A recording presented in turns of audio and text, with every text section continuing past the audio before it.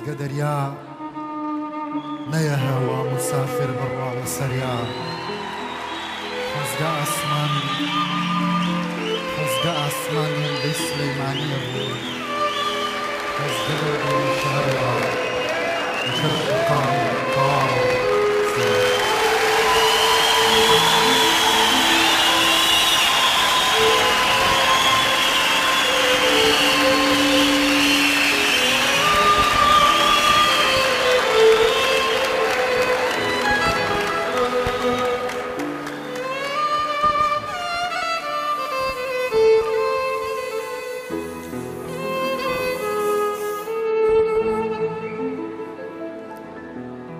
تەڵقین نەوەیەم خاکە پیرۆزە ئەوە مردیت هەتاوی سەر ئاڵاکەمان وا ماڵاوایی لێ کردیت ئێستاکە دێن ئەدوێنن بە زمانی کوردی ڕەوان ئەبێ ڕازگۆبی لەگەڵیان لەبارەی دڵسۆزیتەوە بۆ ئەم خاکە ئەگەر هەرچیان لێ پرسیت وەرە دەنگ و لە گۆڕی تاریک نەترسیت یەکەم پرسیار لێتە پرسن خیانەتت لە خوێنی شەهید کردووە بە ناڕەوا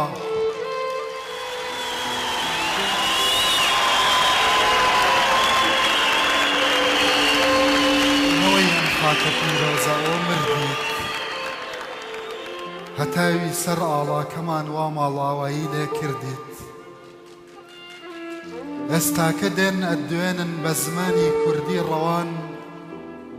ئەبێ ڕازگۆبی لەگەڵیان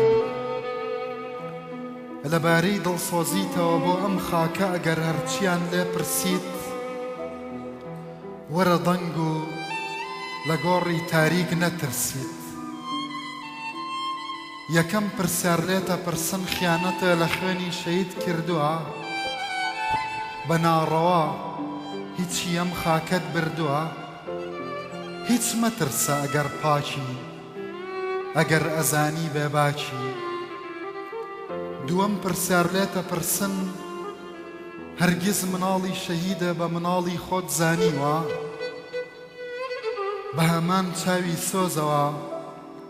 بۆ ئەوانی شەتڕوانیوە لە پاشەوە لێتە پرسن بۆ هەڵەبجە شەهیدەکەت قەت گریاوی لە دڵەوە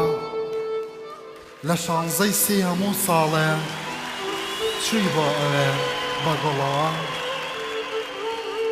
لە پاشەوە لێتە پرسن بۆ هەڵەبجە شەهیدەکەت قەت گریاوی لە دڵەوە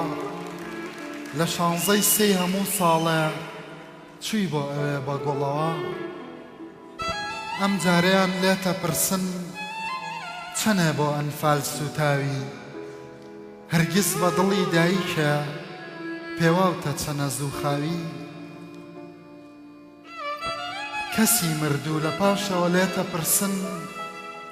ئەی تۆ هەستە بە ئازاری چەقۆی ئەو بڕیارە ئەکرد کە خاکەکەتی لەت کرد دوایین کردار کە یاخوا قەت نەتکرد بێ ئاواتمە ئەم ویستەیان زەفەری پێت نەبرد بێ دەک خوایە لەمەیان دوور بی خوایە کوردێکی ڕووسور بی خوایە ئەم بەندە بێ چارەدا نەمێنێ بە شەرمەوە لە ڕابردووی ڕانەمێنێ لێتە پرسن